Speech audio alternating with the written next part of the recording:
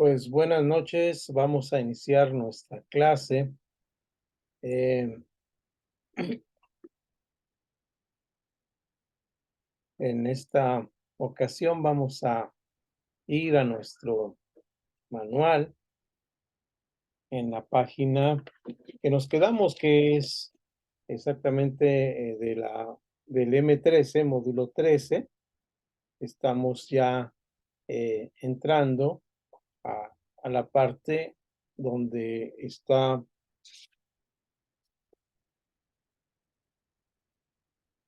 el último inciso, que es el I de la unidad 2, que la dejamos pendiente porque tenía varias cosas que quería como ir viendo ahí con ustedes. Y pues está ahí esta parte que es una pregunta, que dice: ¿está dispuesto a suplir las necesidades de la comunidad? Estamos hablando del crecimiento de la iglesia y vamos a ver esta parte del crecimiento de la ¿En qué página comunidad. es, maestro?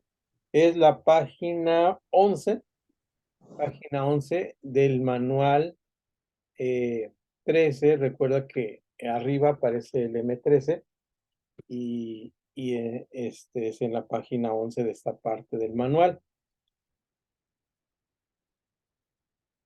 Recordamos que nuestro manual está incluido todo desde el módulo 11 hasta el módulo último, y entonces en el módulo 13 donde estamos, ahí es donde vamos a ir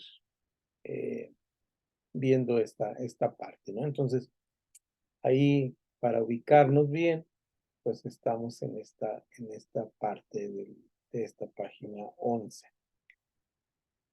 Módulo 13, métodos de crecimiento de la iglesia, y en estos métodos de crecimiento de la iglesia nos paramos ahí en la página 11 para ver esta parte y estar iniciando con nuestra clase. Bienvenido, Arturo, por ahí te veo en los iconitos que dejé por ahí arriba y los estaré viendo, y cuando quieran participar, ya saben, por ahí me levantan la mano y les doy el lugar.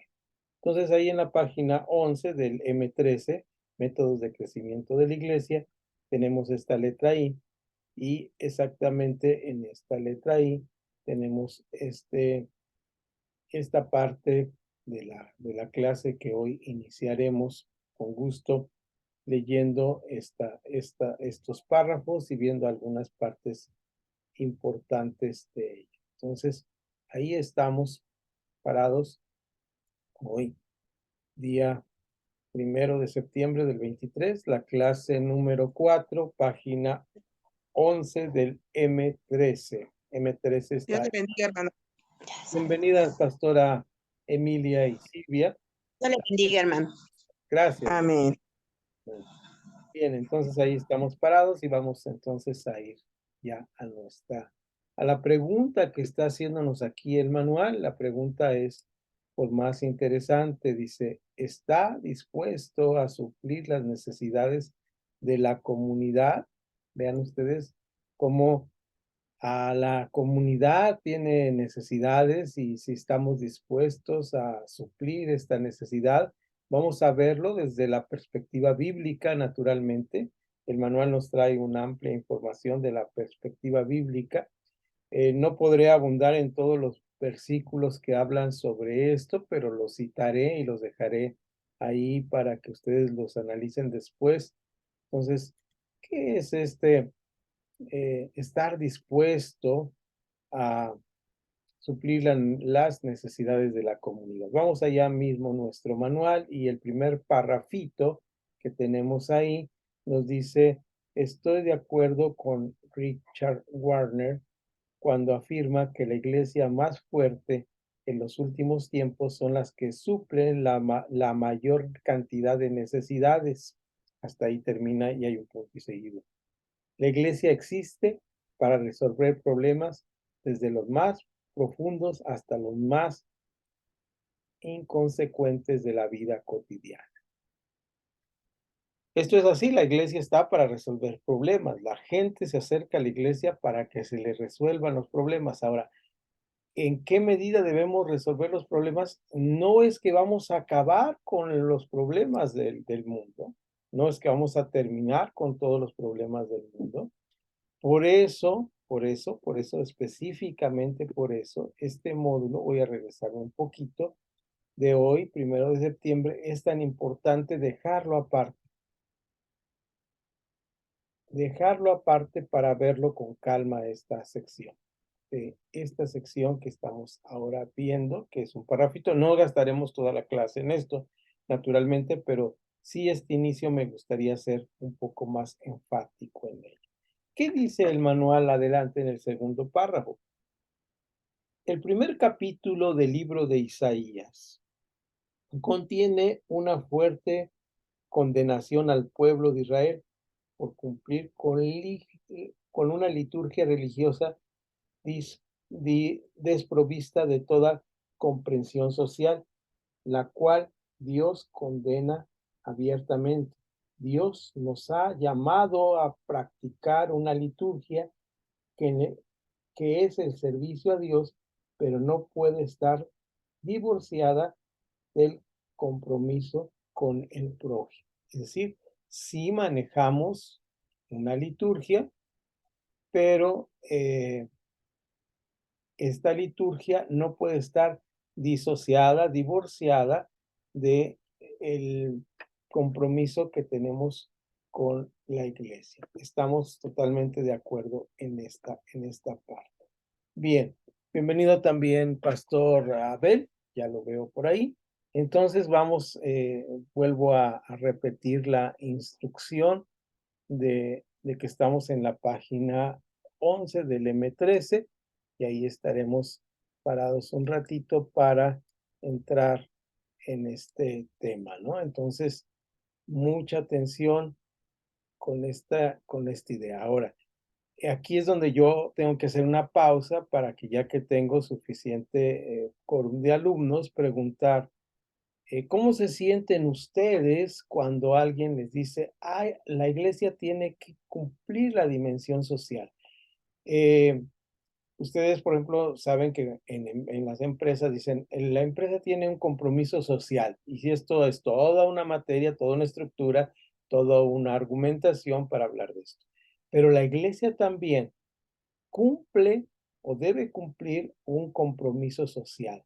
Pero, ¿cómo nos sentimos nosotros cuando decimos, hay que cumplir un compromiso social? A ver, cuéntenme ustedes quién quieren participar en esto.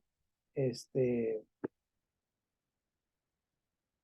por ahí, si alguien quiere participar, es bienvenida la participación.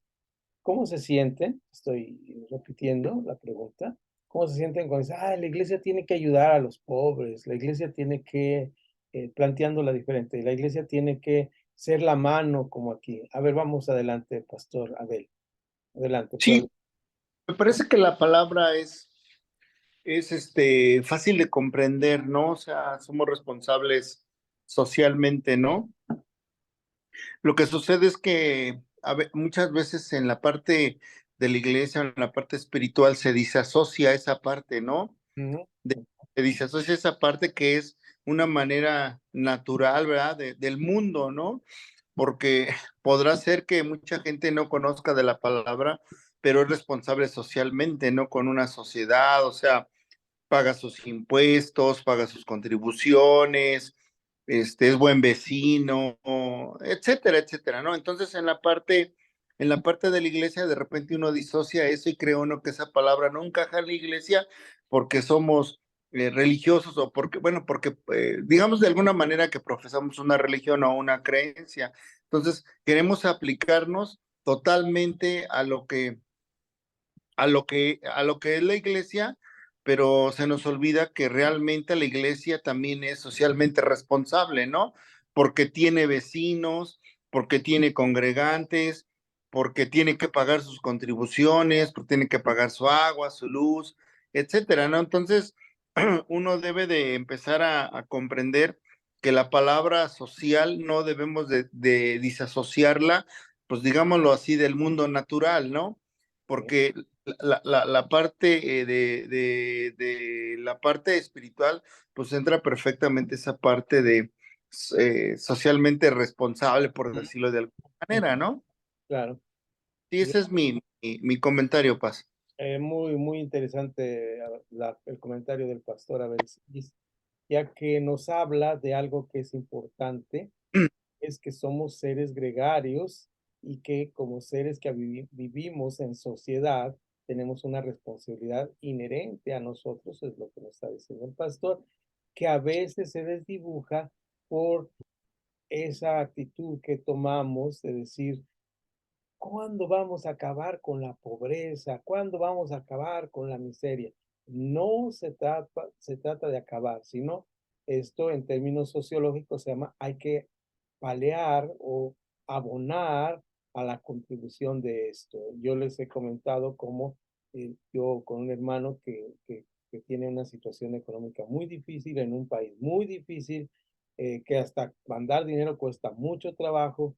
Es más fácil mandar dinero a donde está mi hija, que está a miles de kilómetros y con unos gobiernos muy distintos a los nuestros, a mandarlo a este país latinoamericano. ¿Y qué pasa? Bueno, yo hablo con el hermano y le dejo muy claro, hermano, no podemos resolver en la vida, o sea, ni que nos juntáramos todos a trabajar toda la vida por ustedes, íbamos a resolver el problema. Sin embargo, queremos, en base a lo que dice Tito al final en el último capítulo, abonar en nuestro espíritu, en nuestra labor cristiana hacia esa labor. Por eso el manual nos lleva a Isaías capítulo 1 y ahora lo voy a leer, que me voy a permitir leerlo en esta Biblia que es la Reina Valera 2020, Isaías 1, ahí dejo el código por si alguien quiere entrar a internet. Ya ven que ahora lo capta ahí con su celular y lo lleva a esta página, si no ahí está por abajito la liga que quedará en la grabación para que si usted lo teclea como yo viejito lo hago y no nos equivocamos en ninguna letra, pues podemos entrar. Pero ahí están, como en el restaurante, ¿verdad? Los códigos para que entremos al menú. Bien, esta lectura me gustaría hacerla, yo me voy a permitir hacerla aquí en esta eh, versión. Tengo mi Biblia por allá en la biblioteca, pero prefiero a que me ayuden ustedes a ir viendo cómo esta lectura es tan interesante, porque habla precisamente de esto que nos estaba hablando el pastor Abel. Nosotros somos responsables y no podemos quedarnos con esta parte que se llama la liturgia, lo que hacemos en iglesia. Como dice, nosotros somos cristianos, entonces no tenemos que hacer eso porque ya somos salvos, somos parte del reino de Dios y entonces pues, ¿qué hacemos? ¿Nos quedamos sin hacer nada? No, el Señor nos pide que trabaje. No vamos a acabar con las cosas, pero sí vamos a contribuir en la medida de lo que somos responsables.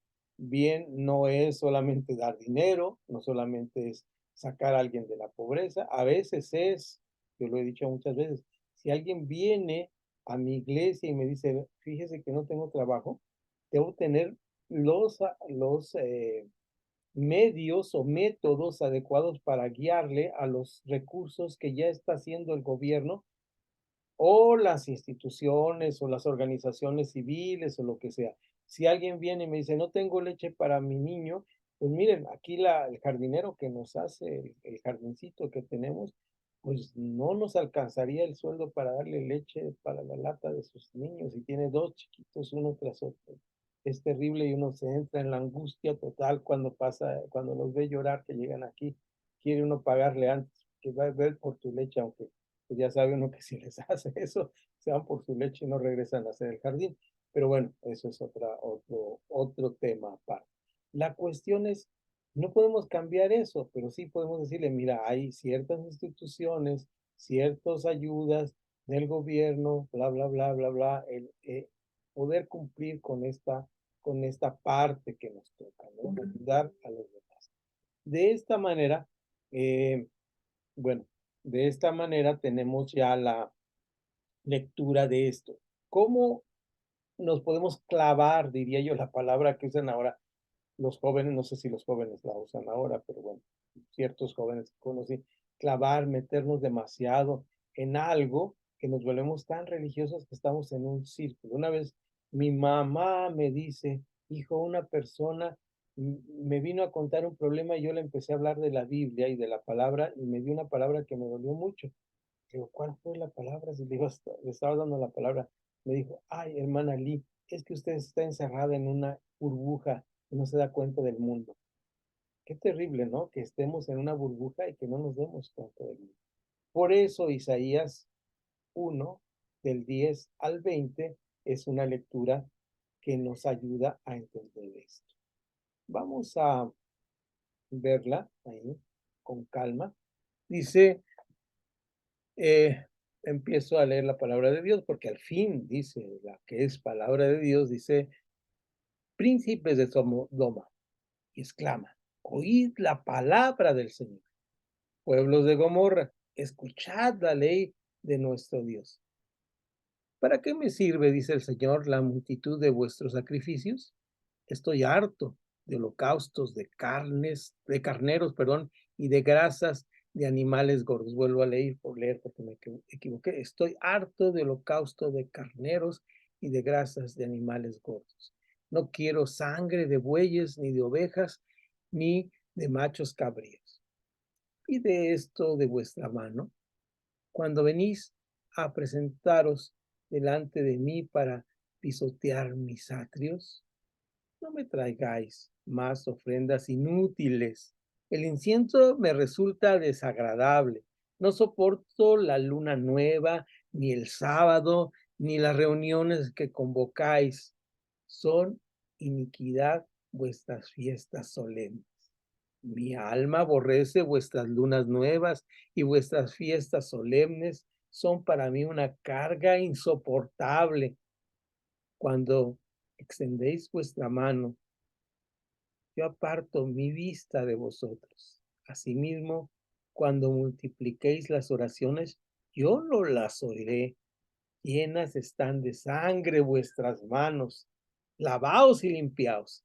Quitad la iniquidad de vuestras obras de delante de mis ojos. Dejad de hacer lo malo. Aprended a hacer el bien. Buscad la justicia. Socorred al agraviado. Hacer justicia al huérfano. Amparad a la viuda. Venid luego, dice el Señor, y discutamos esto.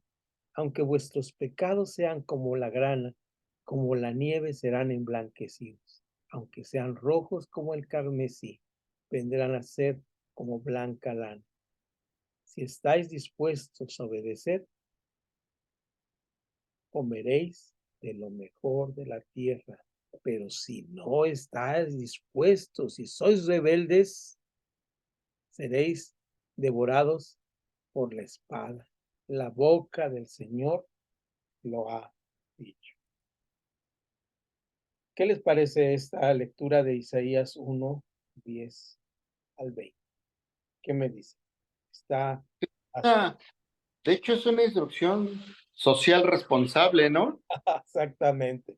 Me parece que queda muy ad hoc, ¿verdad? Muy apropiado a estar pensando en que nos está diciendo, mira, pues será muy importante y mira, levantas tus manos, pero las manos están llenas de sangre y no es precisamente de que seamos asesinos, es que la iniquidad de nuestras vidas debe ser parte de un proceso, si lo sé, si estoy consciente que vamos caminando en una dirección como dice Proverbios, ¿qué es? 4:8, de la luz, el camino del justo es como la luz de la aurora, pero nuestra conciencia debe estar, carambas, es que tengo que ver que hay un mundo alrededor, no me puedo encerrar, no puedo hacer lo que se llama en las iglesias, iglesias que tengan un activismo tal, ¿verdad?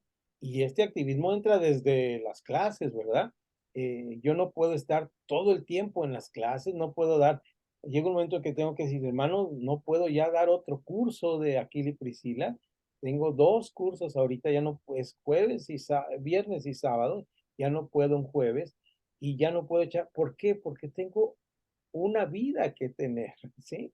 Y esa vida tiene que ser una vida responsable también en la santidad, en el propósito de Dios para mi vida, pero de crecimiento, de santificación, pero no puedo esconderme detrás de mi activismo, se llama, activismo. Ese activismo es lo que nos llena.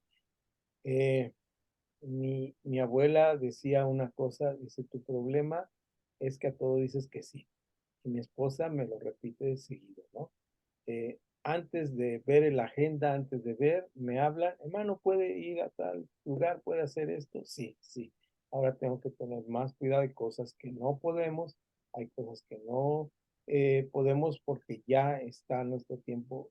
Y sí, ¿qué pasaría si sí pudiera agendar todo el tiempo de clase? Sería una parte, yo dedico una buena parte, naturalmente mi ministerio es el de maestro primeramente, también hago la pastoral, pero mi primer trabajo es ser maestro, pues necesito estar leyendo la Biblia, al estar leyendo textos, estar preparando clases y dedico una parte, ¿verdad? Dedico una parte a mi trabajo secular, pero también tengo que estar dándome cuenta que no podría de ninguna manera llenar toda mi agenda para que pues que no estoy viendo que toca la persona a la puerta y que tiene una necesidad, haciendo una metáfora de lo que les estoy diciendo, y que está muriendo de hambre en mi puerta y no le puedo ayudar, ¿verdad? Que le tenga que decir, recuerdo muy bien cuando llegó la vecina de 2 casas, 3 casas al lado de mi vecina, mía, y toca y mi esposa le había ayudado en algunos sentidos, y llega y dice,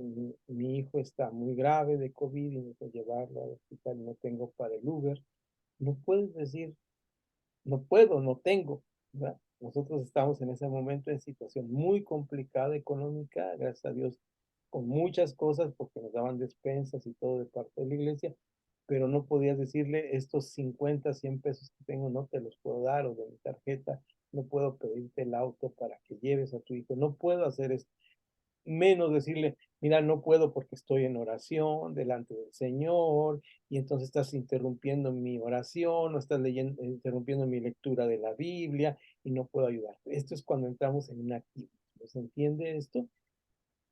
Bien, antes de que se cansen mis ojitos y pueda seguir leyendo, y luego ya me van a ayudar ustedes, vamos al siguiente tema, porque va muy bien con algo que les mandé. Es un texto de un libro que estoy leyendo, ya se los está ahí la bibliografía, y bueno, vamos a este texto eh, por unos minutos y luego ya regresamos a nuestra clase en el manual. Pero vean cómo este texto va a tener que ver con esta parte del Nuevo Testamento, y vamos a empezar a hablar del Nuevo Testamento en sí.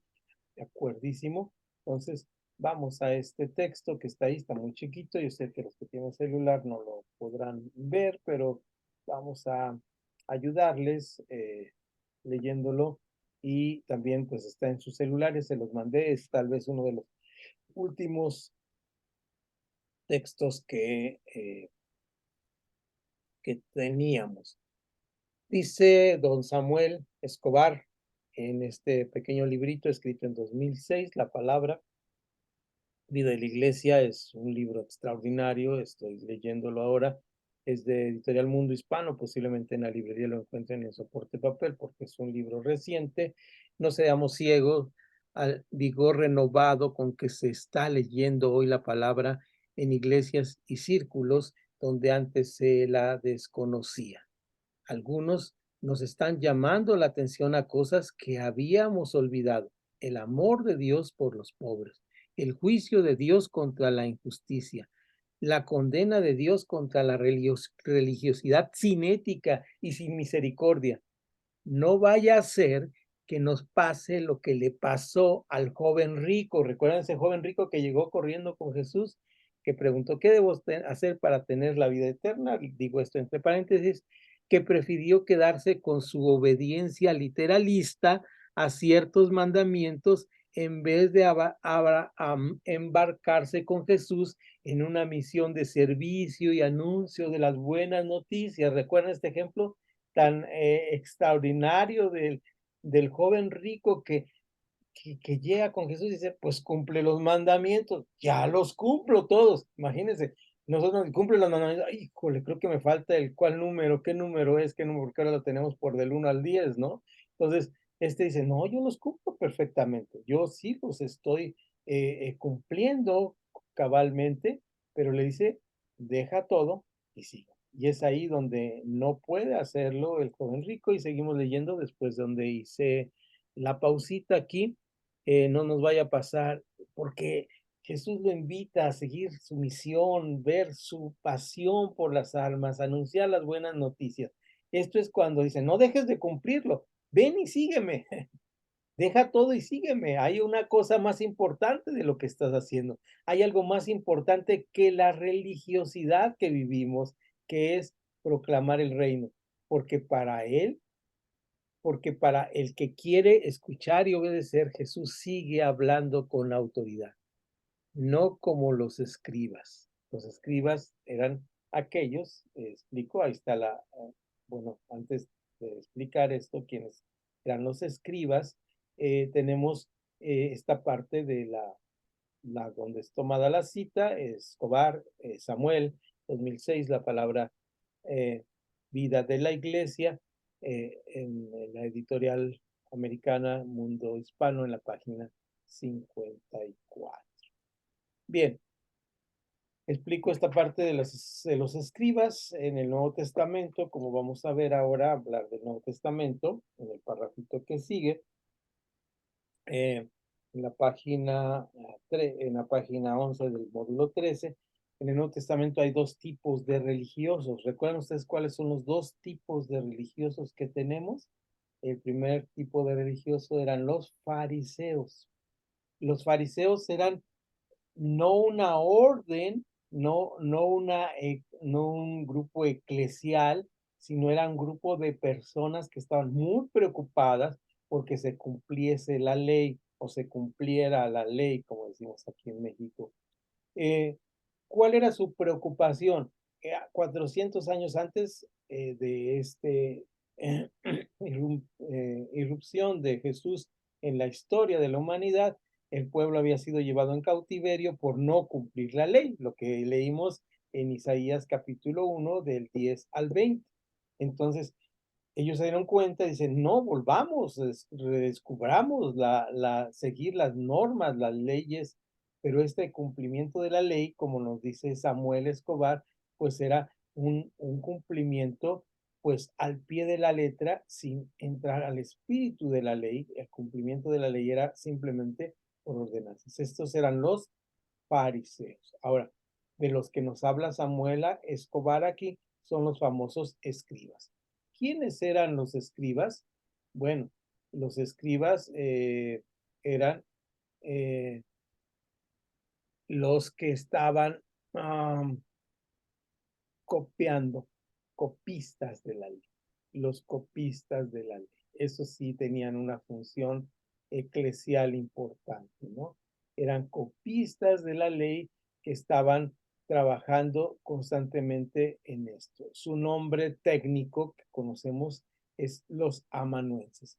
¿Quiénes eran los amanuenses? Los amanuenses eran un grupo de gente que copiaba los textos bíblicos. Eran una clase de la iglesia, de la religión, que eran como aquellos que tenían las escrituras en sus manos, pero no las obedecían.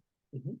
Posiblemente este joven rico estaba instruido por algunos de estos dos grupos. Posiblemente aquí estamos hablando de las hipótesis que nos podemos imaginar. No lo dice la escritura, no hay base, pero posiblemente este era el mismo Marcos, Juan Marcos, que luego aparece con Pablo, y posiblemente este Juan Marcos escribió el Evangelio de Marcos, y posiblemente este Juan Marcos era uno de los hijos de una de las mujeres que apoyaban a Jesús, porque recuerdan algo extraordinario en los pasajes de Jesús, es que dice que le seguía una gran multitud, y a esa gran multitud había un grupo pequeño que le hablaba en lo personal a él, ¿no? Este grupo pequeño que le hablaba en lo personal no solamente eran sus 12, eran todos los que seguían a Jesús. Entre ellos menciona a algunas mujeres, y entre estas mujeres a la mamá de Juan Marcos, que apoyaban económicamente a la causa de Jesús. En estos tiempos los maestros no tenían una universidad o una escuela que les pagaba, eran maestros que eran reconocidos por el pueblo y había un grupo de personas que les sostenían con sus dineros para que ellos siguieran su trabajo, su labor de propagar sus ideas. Era la manera en que los filósofos y maestros de ese tiempo se manejaban. Bien, entonces aquí llegamos a esta parte del Nuevo Testamento y antes de pasar ya a la unidad 2 vamos a leer esta parte. Si alguien me ayuda, de los que están ahí, dice el Nuevo Testamento, en el Nuevo Testamento, y vamos a leer estos dos párrafos, por favor.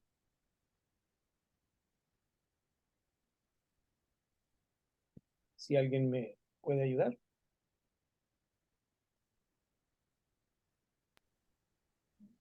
Y es donde dice el Nuevo Testamento, En el Nuevo Testamento se reconocieron diáconos en la iglesia precisamente para evitar este tipo de situación. Las responsabilidades de los diáconos eran, sobre todo, administrativas y caritativas. Sus virtudes, sobriedad, honradez y transparencia de carácter eran las más apropiadas para los encargados de las finanzas y el servicio social. La religión es el resultado del equilibrio perfecto entre la liturgia y diaconía. El apóstol Santiago observa, la religión pura y sin mácula delante de Dios el Padre es esta: visitar a los huérfanos y a las viudas en sus tribulaciones y guardarse sin mancha del mundo. Esta declaración contiene los dos ingredientes de la iglesia verdadera, el servicio y la santidad. este versículo contiene las dos partes, el servicio y la santidad. No podemos separar una de otra, el servicio y la santidad. Es por eso que para crecer en la iglesia tenemos que estar dispuestos a trabajar en esta parte. Quisiera leerles algo de Miqueas.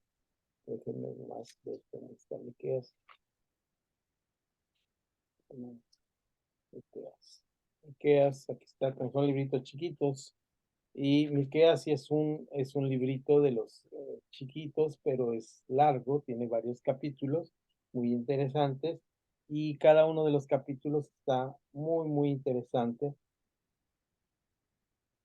Y 6:6 es fácil de aprender 6:6, aunque los cristianos tenemos una fijación casi incontenible hacia no mencionar el 6:6 por alguna razón de mala interpretación del Apocalipsis, porque el Apocalipsis no lo menciona como un número, así como nosotros lo tenemos en español, lo menciona con las letras griegas.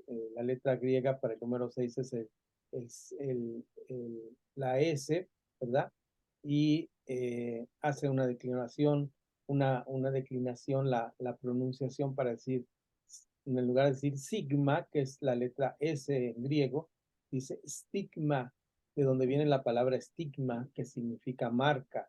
Entonces dice, el número es estigma, estigma, estigma, ¿verdad?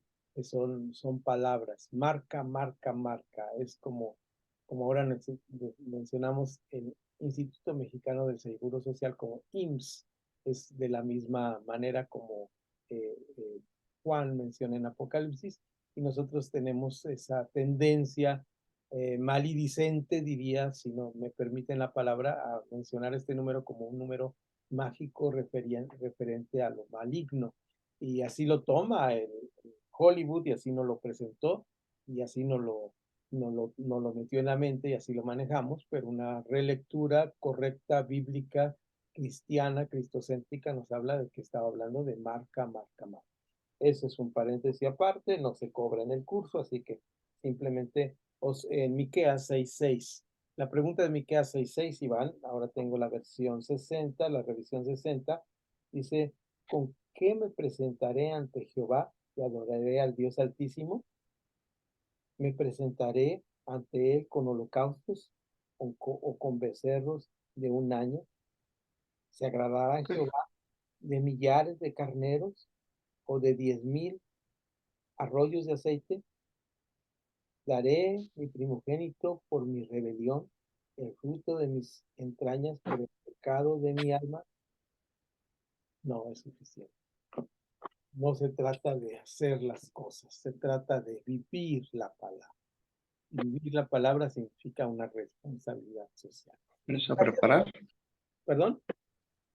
¿Alguien me iba a participar? Adelante. ¿No? Ok. Sí. Cuando el momento que ustedes necesiten comentar algo, estar a favor, en contra, comentar, ampliar los artículos, está los micrófonos abiertos para que los puedan usar. Vamos al siguiente párrafo, después de lo que terminó de leer el pastor Manuel. Dice, cuando miramos el ministerio de Jesús, podemos observar que siempre estuvo en medio de los problemas. Siempre estuvo en medio de los... Él no se abstuvo de vivir la vida. Inclusive lo acusaban, ¿verdad?, de andar entre los pecadores y entre los publicanos. Él estuvo en el problema. El pastor Bill, no sé cómo se pronuncia, Hibbles, Hibbles, no me acuerdo la I con la H como es, señala que si los problemas no nos desafían ni estimulan, posiblemente no tengamos el don de liderazgo.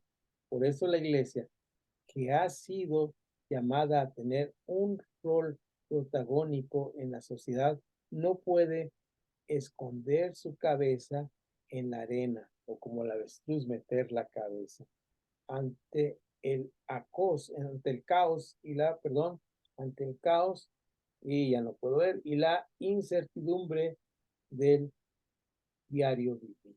No podemos ser como las avestruces y meter la cabeza en la tierra para no estar conscientes de los problemas, ¿no? Por eso este pasaje de Miqueas 6:6 es tan importante. Tenemos pasajes, los escribo aquí si me lo permiten, y luego que los escriba, los checan porque ahora mismo no vamos a leerlos. Dejen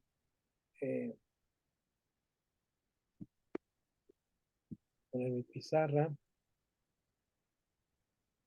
Los voy a poner así en orden.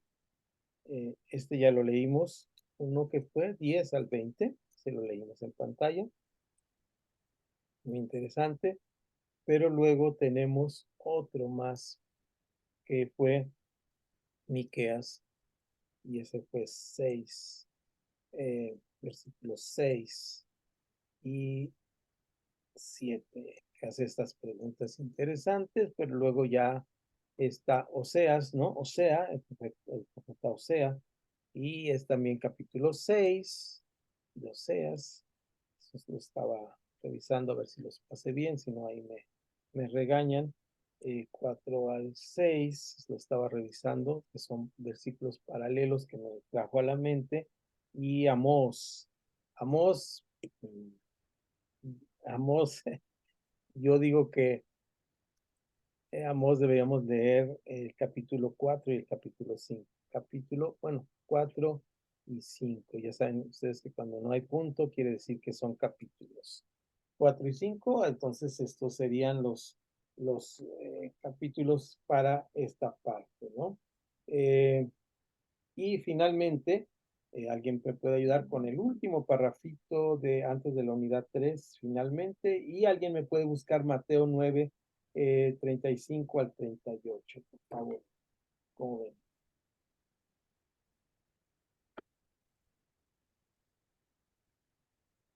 ¿Quién nos ayuda? Puedo prender el micrófono y ayudarlo. Si no, ahorita yo me lanzo, nomás pongo 9.35. Si hay alguien ahí, ¿están todavía?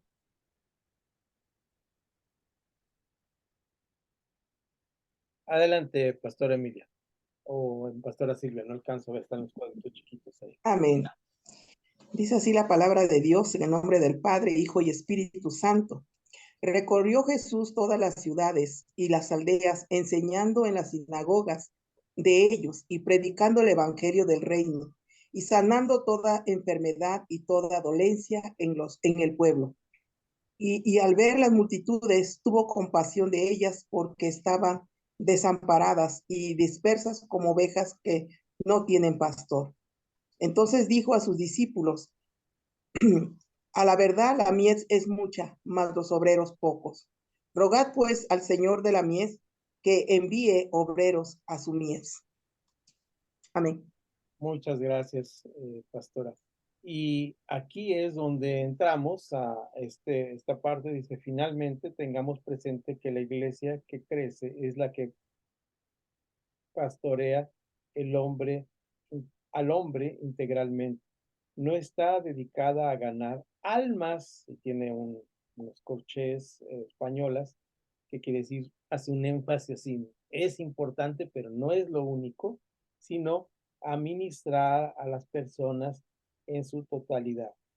En su totalidad. Jesús nunca hizo un divorcio entre las necesidades físicas y las espirituales. Más bien cumplió una y otra con amor, como forma indivisible de mostrar a Dios. Y el pasaje que la pastora nos acaba de ayudar a leer.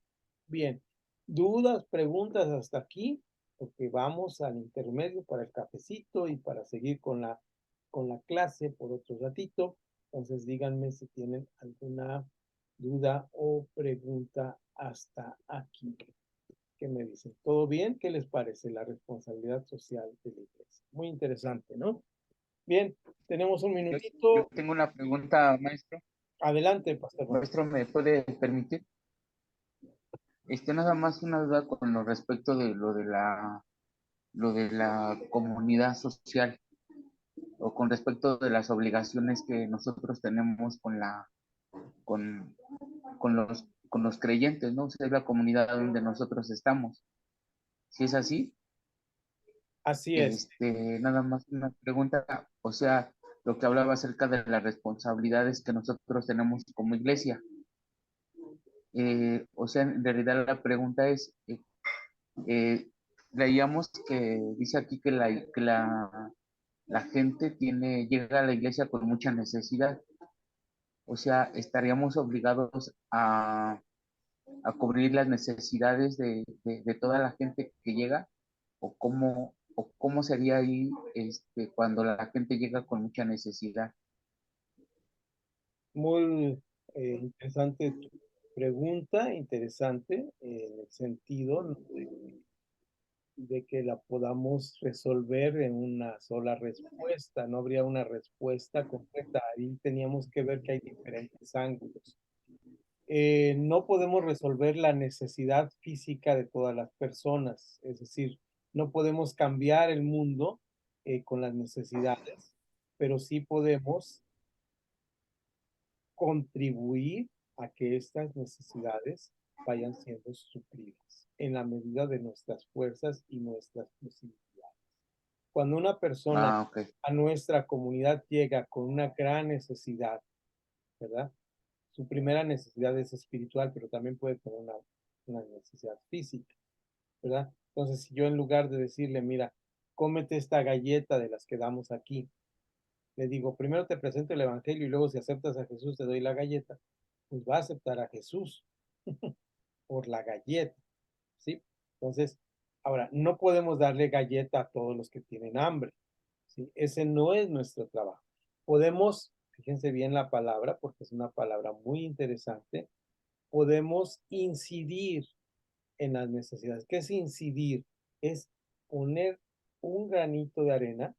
Miren, voy a poner un ejemplo, a lo mejor es muy absurdo, pero es un ejemplo de la vida cotidiana que no tiene que ver con ayuda, sino tiene que ver con mi jardín.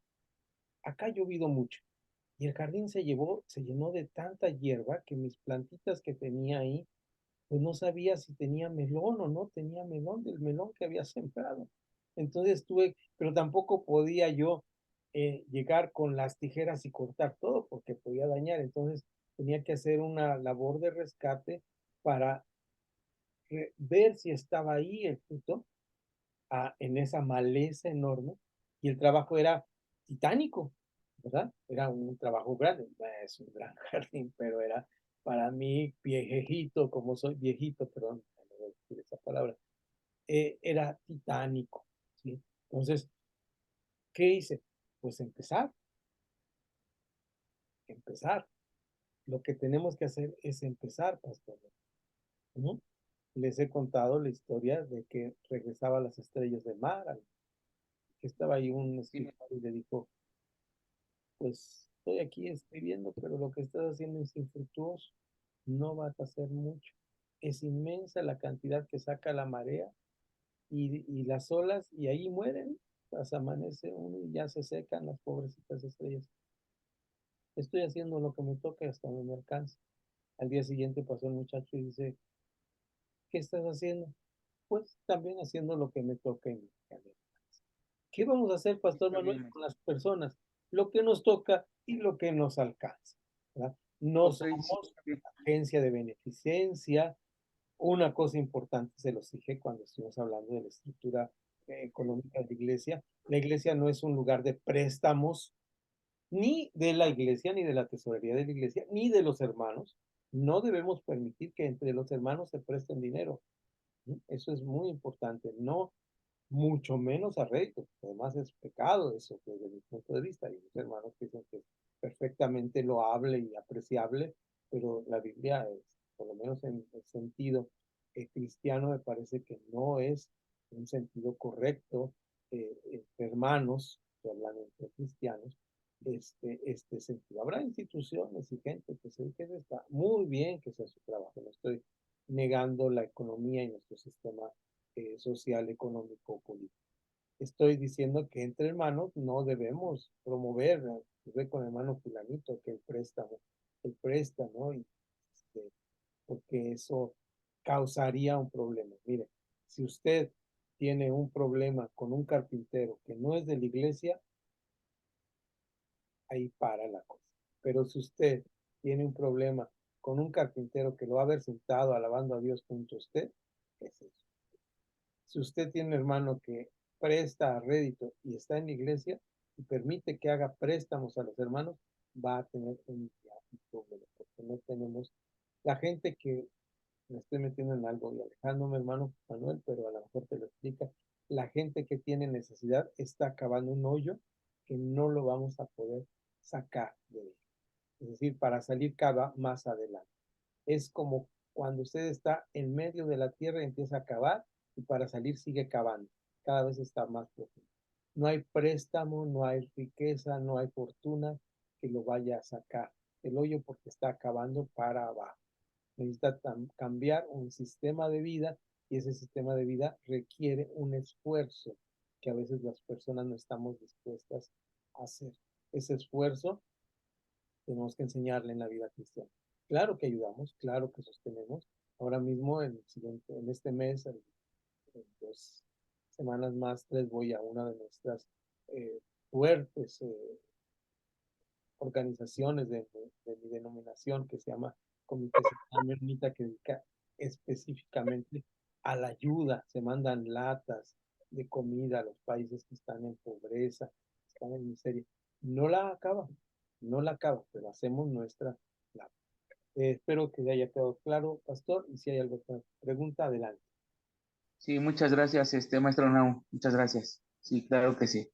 Gracias. Muy bien, si no hay ningún otro comentario que pueden ustedes abrir y preguntar con todo gusto, pasamos a esta parte que es la unidad 3. La unidad 3 que es ahí en su página, lo vamos a ir leyendo poco al paso y vamos a ir revisando esta unidad 3 que se llama así, métodos de crecimiento de la iglesia. Prácticamente está tomado de una página de internet, que es esta que tienen ustedes ahí. Es un blog de un hermano, Carlos Salazar, que tiene esta página, este blog donde escribe y escribe este hermoso artículo titulado precisamente en ese sentido. Métodos de crecimiento de la iglesia primitiva. En lo particular, sin querer corregir el trabajo del hermano, de ninguna manera, es un trabajo excelente. A mí, cuando menciono a la iglesia primera, prefiero usar este término iglesia primera. A mí el sentido primitivo se me hace como que no estaba bien desarrollado. Se me hace que está mucho mejor desarrollado que muchos de nuestras iglesias actuales, ¿no? Pero este sentido de iglesia primera para mí es importante. Así que vamos a la lectura. Vamos a, por un momento, ya dejar aquí nuestra pizarra electrónica. Vamos para este lado. Aquí ya nos vamos a ir leyendo poco a poco. Y me van a ayudar. Voy a poner voy a quitar mi anclaje para eh, verlos todos porque vamos a ir tratando de leer y a ir trabajando en este sentido. Y voy a poner aquí ok,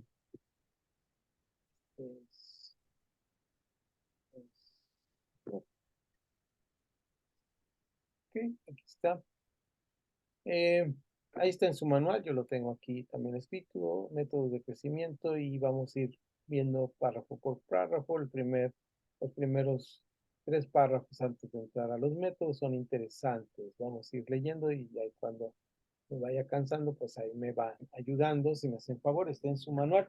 Ahí está en este manual. El primer párrafo empieza: cuando volvemos nuestra vista a la palabra de Dios, punto y coma, la Biblia, vemos cómo Jesús nos ilustra en los evangelios el grano de trigo que cae en la tierra y muere.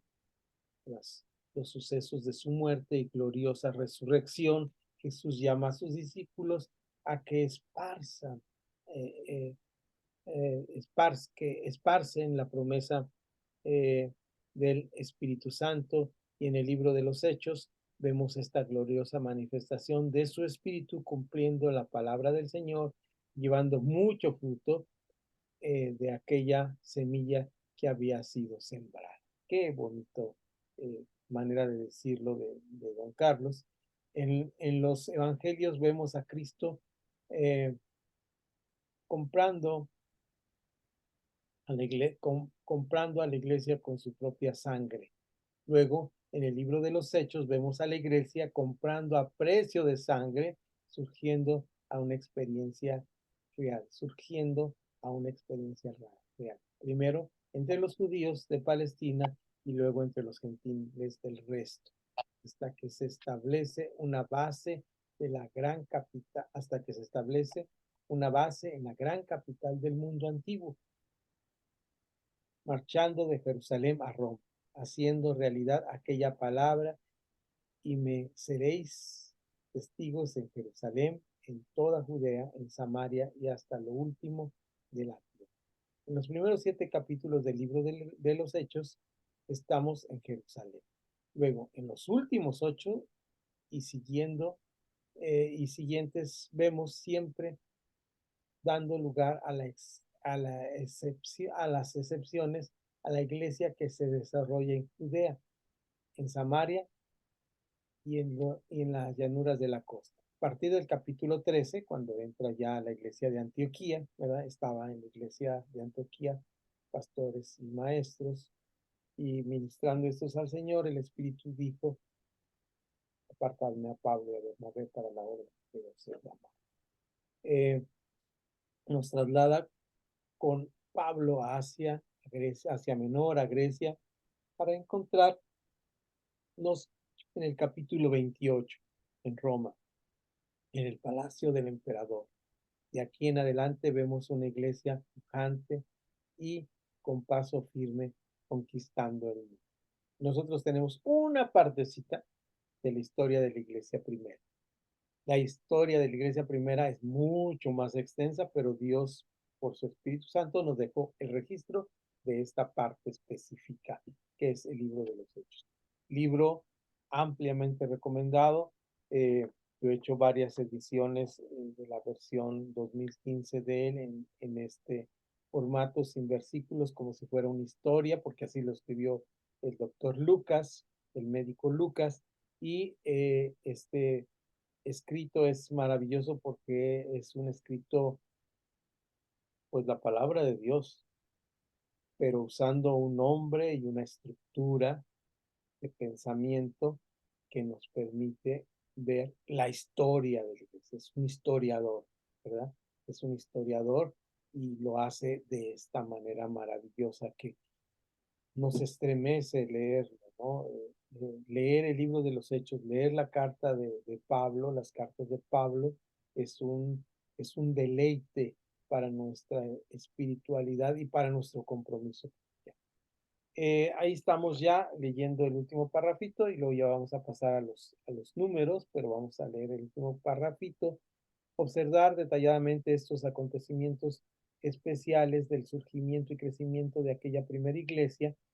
No usar la palabra primitiva que no me gusta, esta primera iglesia, llamada la iglesia primitiva, vamos adelante, nos da la certeza de que Dios estaba cumpliendo su propósito.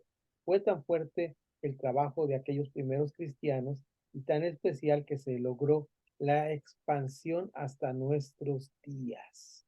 Esto es lo que pasa en esta iglesia primera. Acá ya en el manual, que lo tengo en letra chiquita, vamos ya hasta ahí, a la expansión de la iglesia primera.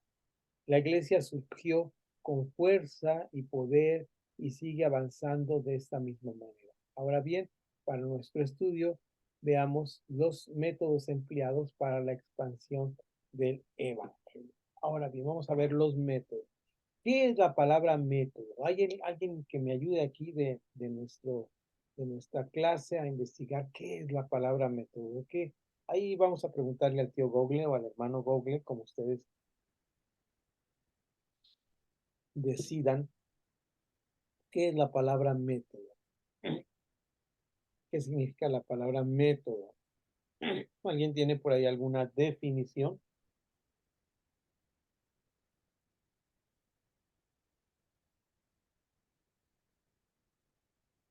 Alicia creo que nos está.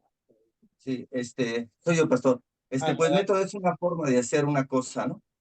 Una forma de hacer una cosa, exactamente, esa sería una buena definición.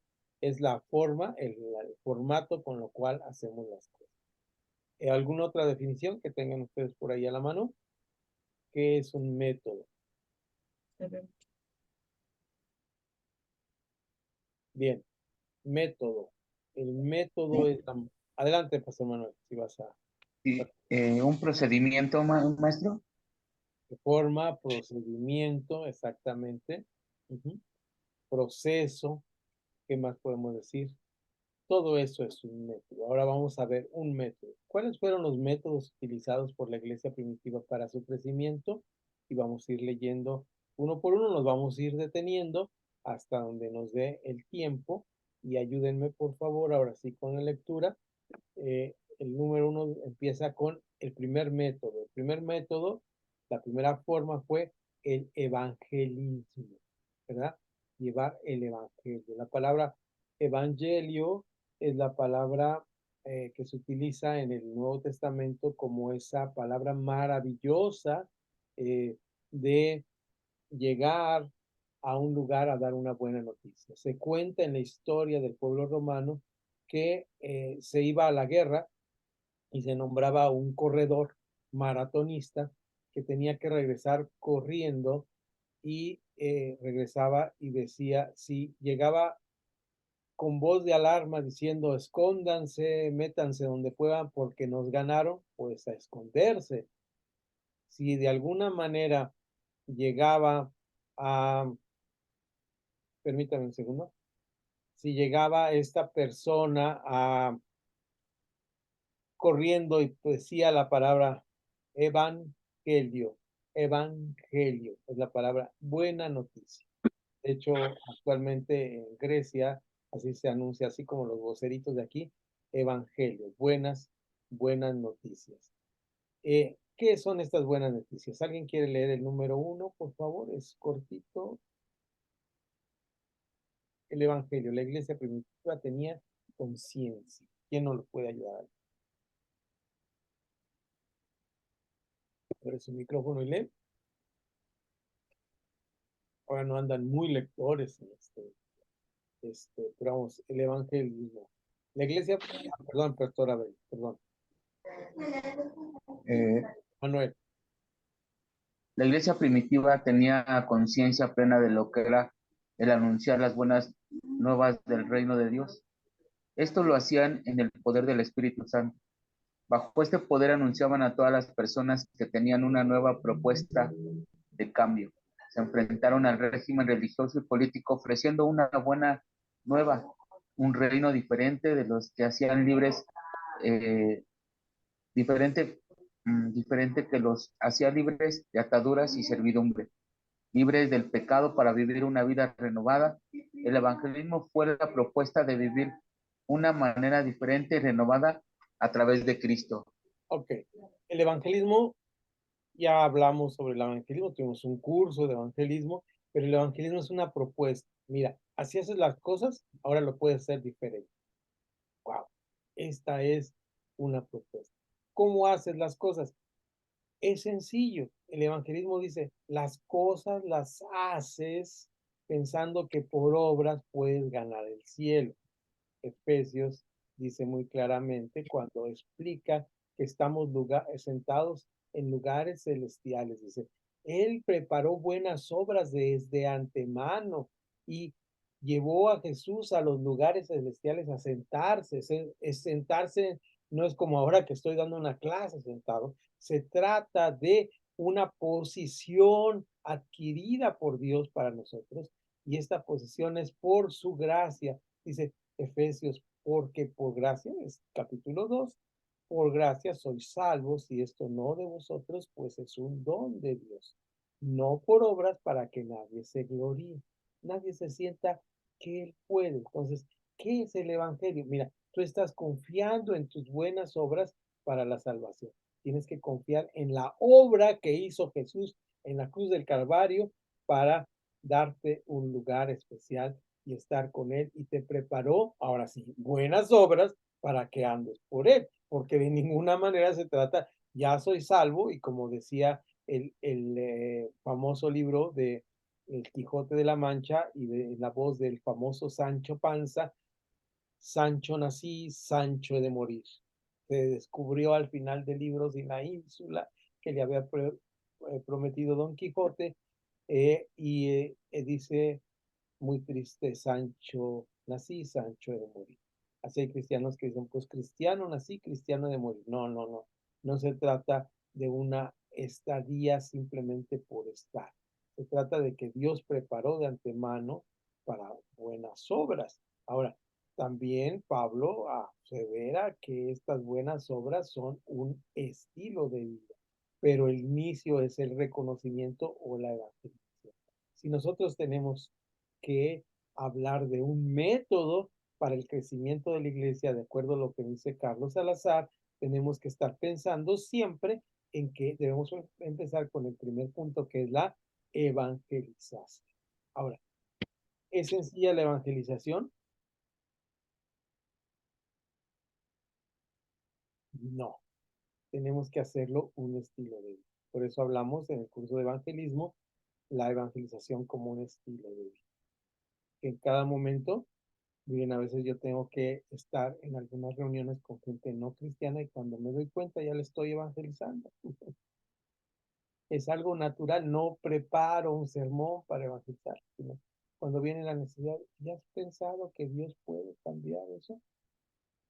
¿Sabes que Dios prometió un plan especial para tu vida? Y ese plan tiene que ver con el reconocimiento de Jesús como único y suficiente Salvador. Y la gente queda así. ¿De qué me está hablando este loco? Pero bueno, es parte de nuestra actitud de evangelización. Vamos al número 2, que se llama reuniones familiares. Hechos 5:42. Todos los días se reunían, todos los días se reunían, y dice muy importante ahí en ese capítulo, en el templo y en las casas. Oikos, ¿verdad? Oikos. El ocos o oikos, como está escrito, no más que en griego no hay diptongos, se usaba para acentuar las palabras, pero está bien que digamos oikos, si hay un producto de yogur que se llama así, oikos, en el templo y en el oikos, eh, incesantemente enseñaban y predicaban a Jesucristo. Es decir, ellos no, tenemos que decir, no se sentían fuera de la religión judía establecida hasta este momento. Hasta el año 70 son la misma cosa. Cuando un cristiano de la iglesia primitiva ponía su casa a disposición de esta obra, se constituía en un método efectivo para poder invitar a la familia, vecinos y amigos para escuchar el mensaje diferente. Era una manera de compartir, es decir, las casas se convertían, por eso las estructuras eclesiales que tenemos son las estructuras de los oikos del siglo I de las familias griegas y romanas, con diáconos, con ancianos, ¿verdad? Toda esta estructura es una estructura de servidores o sirvientes, esclavos, de este primer siglo.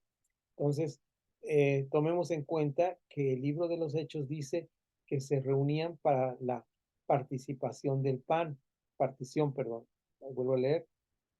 Tomamos en cuenta que el libro de los Hechos dice que se reúnen para la partición del pan. Esto nos da la idea de compartir momentos agradables, sociables y de un ambiente que no estaba saturado por un programa religioso y entrar y detrás de esto se presentaba como la se presentaba como lo mencioné anteriormente, el mensaje. ¿Cuál era el mensaje? Pues el mensaje de la que, fíjense bien, este ambiente cristiano, ahora estoy pensando en esto, es bueno en nuestras iglesias. Hay propuestas de algunas iglesias o comunidades de fe donde nos reunimos el domingo temprano para desayunar. Eso es una buena propuesta. Y después tenemos el servicio. Entonces, eso es una buena propuesta. Hay una de nuestras comunidades de fe donde llevamos a una de nuestras hermanas que hacen misión, que venía de Bolivia, y ella traía su libretita donde iba apuntando todas las cosas que veía nuevas y dice, esto lo voy a apuntar, porque antes del sermón se hacía un break después de la alabanza, se iba al café y al pan y se platicaba, se charlaba y luego ya relajados regresados a hacer. No muy ortodoxo, naturalmente, ni recomendable para ninguna iglesia, pero se siente muy bien comunicarnos con los hermanos de la iglesia y estar en esta comunidad. Es curioso que los servicios en nuestras congregaciones nos quejamos tanto, yo predico muy poquito, trato de hacerlo en 30 minutos, 20, después de eso las sillas de nuestras iglesias, de las nuestras acá se cansan mucho, se cansan mucho las pobres sillas de tenernos ahí sosteniéndonos y ya no nos dejan estar en paz, se empieza uno a mover, ¿verdad? O empiezan a empujar. Además, después de los 30 minutos, una persona promedio deja de escuchar. Como ahora ustedes dejaron de escuchar. Llevo mucho tiempo hablando, pero vamos a seguir leyendo. Entonces, sería bueno tener estos momentos de break en nuestras iglesias, de rompimiento, perdón, la palabra es en español. Esto motivó a otros a realizar lo mismo. Cada vez se abrían las puertas de nuevas casas y podemos notar que Hechos nos dice que nadie decía ser suyo lo que tenía, por el contrario, tenían las cosas en común. Esto propiciaba un ambiente diferente en donde los familiares, amigos y vecinos no se sentían despreciados, inferiores, etcétera, ¿verdad? Entonces, es decir, cuando tenemos esta manera de trabajar, el punto 2 de reuniones familiares, aquí teníamos en la iglesia que asistí por muchos años un programa que se llama Por las Casas, y se deformó ese programa de tal manera que luego lo mencionamos como por las cazuelas, porque todos llevaban su comida para esto. Es bueno. Recuerdo una buena experiencia que tuve en la Ciudad de México con el pastor Moisés. eh, y cuando llegué, dice, voy a dar un curso y fuimos a hablar con una familia. eh, y en esta familia que estuvimos ahí, eh, nos invitaron y era pues un panecito, un cafecito y era alrededor de la mesa. Qué agradable esta reunión. Yo creo que el pastor Moy a lo mejor no lo recuerda, pero ahí estuvimos en esta reunión. Sí, cómo no lo recordamos. En pandemia estuvimos. Estamos en pandemia, sí es cierto. Y fue un bonito lugar ahí con nuestros hermanos, y el hermano sigue siendo un servidor muy importante ahí en la iglesia. El pastor Moy, un hombre de Dios, un siervo. Y bueno, se forman así las familias, ¿no? Se forman las familias de esta manera. Entonces, ahí tenemos este punto. ¿Alguien me ayuda con el 3, enseñanza? Hechos 5:42. También la parte de la enseñanza es importante. Mientras descanso la garganta y afino la visión. ¿Quién me ayuda?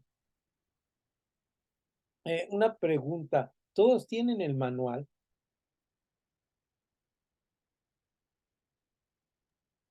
Sí, maestro. Nosotros no, El Yo manual. tampoco, maestro. nosotros no, pastor. Ok, vamos a procurar.